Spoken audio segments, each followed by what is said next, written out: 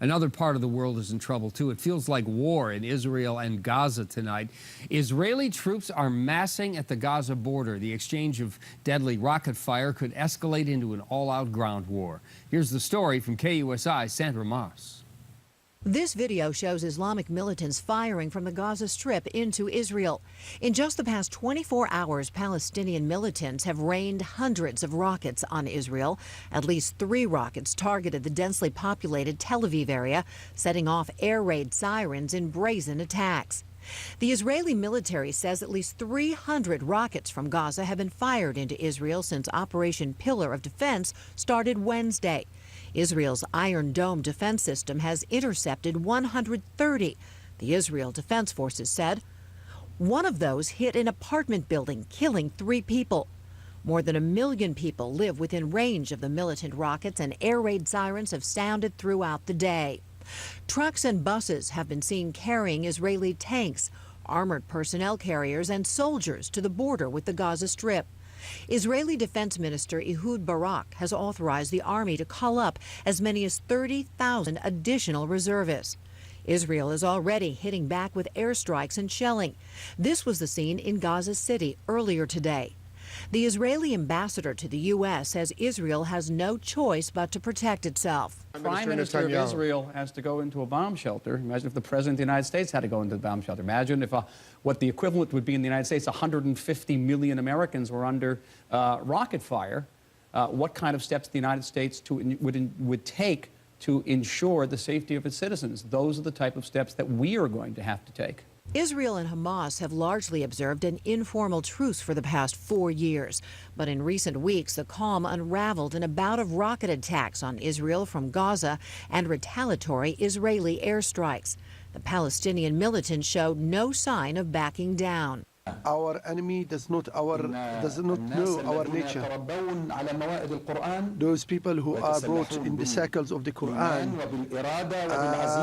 and who have rely on Almighty and don't fear anybody but except Allah, and they don't fear any aggression or the occupation. This resistance is great. There is hope the new Egyptian president, Ahmed Morsi, can mediate some kind of peace between the two sides, but is caught in the middle. On one side is Egypt's landmark treaty with Israel, and on the other is Hamas, the offshoot of Egypt's Muslim Brotherhood. At least 15 Palestinians have been killed since the fighting broke out Wednesday. 3 Israelis have died in the attacks. Sandra Moss, KUSI News. All of that violence halfway around the world is really not that far away. The bombs and the rockets and the fear are all felt here, too, in San Diego, because a mother here has a son there who may soon be going to war. With the story live in our newsroom tonight, here's John Soderman. John? Thank you, Russ. And it's the story of a mother experiencing 2 emotions tonight, pride and worry. Rise Edney is a self-admitted nervous wreck as she watches news coverage of rockets raining down on Israel. She bites her lip as she hears a news commentator talk about body bags if a ground invasion is launched by Israel. And it's no wonder this Carmel Valley mother is so nervous. You see, her 23-year-old son Jason would be part of any Israeli ground invasion. That's because he's a tank operator for the Israeli Defense Forces. After graduating from Torrey Pines High School and San Diego State University, she says he ended up joining the Israeli military. This must just be so hard for you. It is, as having a son who is in the region. It's very upsetting and very scary as a mother. But he's doing what he believes he must do and must be done for the culture, for the people, and for the state of Israel. How proud are you of him? Very proud. My heart just is exploding, but very frightened and concerned. But as proud as Edney is of her son's role in the Israeli Defense Forces, she says his original intention was to join the United States military. As a little boy, it was all he talked about. But because of a health condition, he would be denied that opportunity. He saw himself pretty much as a Marine and couldn't because he was asthmatic, and he was not permitted to go any further in looking into becoming a U.S. military person. But while this Carmel Valley mother is a world away from her son physically, she is able to talk to him on the phone quite regularly. His last phone call, an indication that something big is coming down the pike.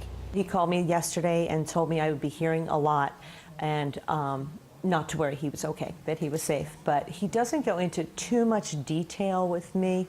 I did not know the base that he's on. I know the region he's on, but he doesn't tell me the specifics. He can't.